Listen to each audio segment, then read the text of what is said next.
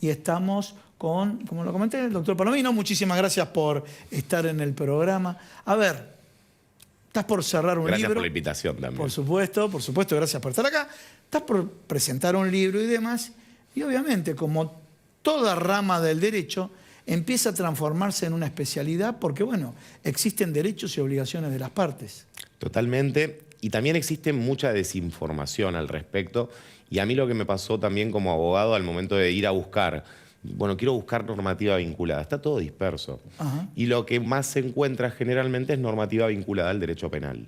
Bien. Que viene de esto, ya que desde el año 89 en la Argentina, que se sancionó la ley de estupefacientes, la 23737, que sigue igual vigente y sin modificaciones a pesar de haber habido 2 fallos.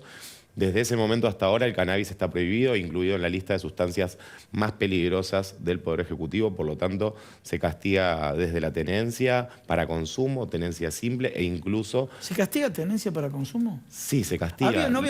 Discúlpame, yo me acuerdo de haber entrevistado a un colega tuyo que había fallos que decían que habían 3 características, que no tenías que hacer ostentación, que sea para consumo propio y que no lo comercialices. Bueno, ¿es tal cual o cambió eso? Eso ya no es tan así. Lo que se usa en realidad es la doctrina del fallo Basterrica y el fallo Arriola. Sí. Y ahora vamos a hablar del fallo Macame, que es el más reciente de la Corte. Sí. Pero el fallo Basterrica y el fallo Arriola lo que en realidad enaltecen es el principio de reserva, que dice que las acciones privadas de los hombres que de ningún modo ofendan la moral y el orden público están exentas de la autoridad de los magistrados, siempre que no afecten a terceros. Bien. Y ahí es donde entraba un poco la ruleta judicial de quien te toque. Para algún juez...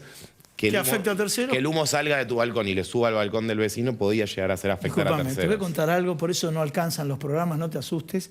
En los consorcios estoy escuchando ese tipo de problemas. El vecino de tal piso tira el humo y yo no quiero fumarlo, ¿no? Pero bueno. Bueno, ahora para quien se encuentre inscripto en el registro del programa de cannabis y el cultivo y la tenencia de ese cannabis sea legal por este registro, esa persona podría decirle tranquilamente a su vecino, bueno, esto es parte de la normal tolerancia entre vecinos. Bien. Así como yo me banco el olor al churrasco, por ejemplo. Sí, el olor al churrasco o el olor al cigarrillo. Exactamente. Sí. O sea, en todo caso sería por olores molestos y nada más. Claro, esto viene acarreado por la cuestión ilegal y por la desinformación. La gente piensa que por ahí, porque si le entra un poco de olor por la puerta, puede llegar a quedar, en un estado...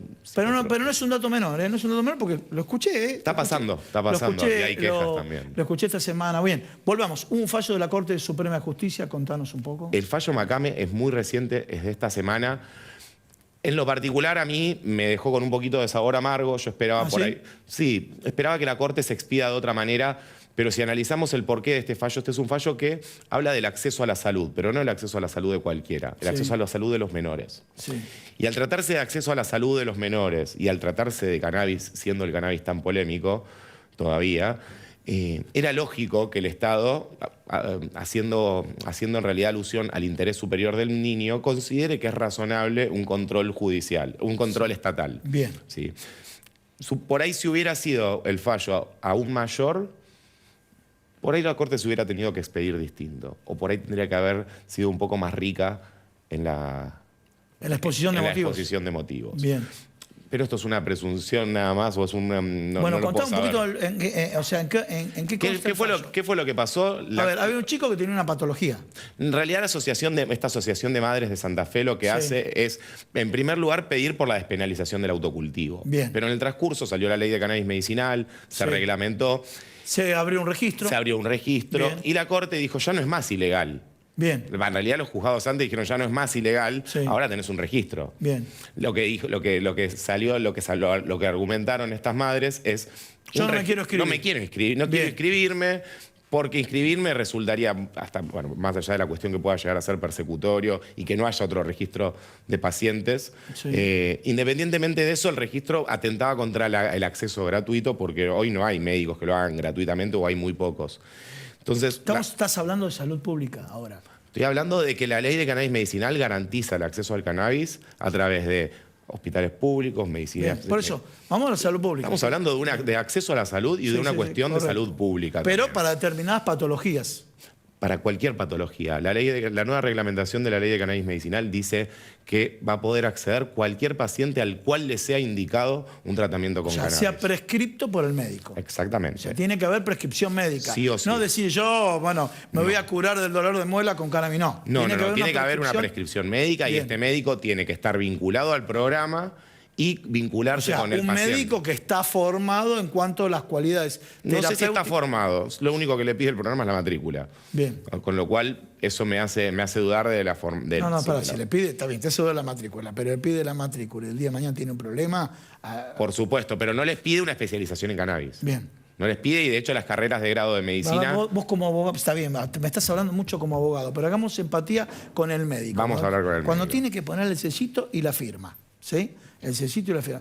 Me imagino que si no tiene formación, arriesgarse para que el día de mañana algún otro abogado que no tiene la posición tuya, que tenga un espíritu más penalista, un espíritu condenatorio y demás, decir, bueno, me tengo que cuidar. Porque sabemos que en la medicina están los juicios de mala praxis y la industria de los juicios de mala praxis. Hay mala praxis real y a veces, entonces no sea cuestión que también caiga en ese terreno. Igual hay muchísimos más médicos de lo que vos te pensás por ahí, porque uno se imagina, no deben ser tantos. Son un montón de médicos inscriptos. No, yo no digo eso. Más allá del negocio, pero no hay tanta responsabilidad en realidad, porque más allá del consentimiento bilateral informado y de habilitar al paciente, si uno se remite a los estudios médicos, sí, el cannabis es algo que no tiene dosis letal. Por ejemplo, a diferencia del paracetamol. Exactamente, que hoy está muchas drogas en exceso. Exactamente, el cannabis no tiene dosis letal, tampoco, salvo que tengan... La rama de los antibióticos entra en esa característica de peligrosidad. Exactamente, igual esto estaría mejor que lo hable un médico, pero un farmacéutico que... La realidad es que no hay una dosis letal. La responsabilidad que más miedo tenían los médicos y lo que más me consultaban al principio antes de inscribirse en el programa era qué pasa si esta persona, por ejemplo, vende el cannabis que cultiva.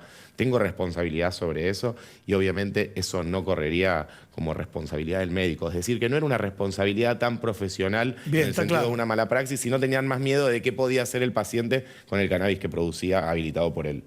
Bien. Bueno, y cerremos un poco la idea. Bueno, ¿cuál es la dirección en que que se empiezan a abordar distintas patologías con el cannabis?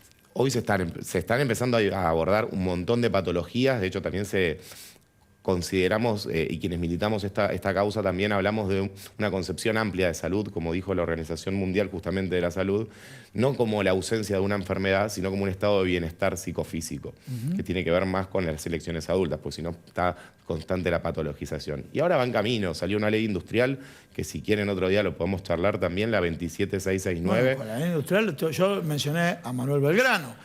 Él fue el que lo instaló, porque algunos dicen... El primer cañamero argentino. Manuel Belgrano venía ya de la cultura europea y él sabía muy bien que quería llenar la Argentina de cáñamo porque sus fibras eran súper ricas para producir más de 5.000 productos, entre biocombustibles, ahora...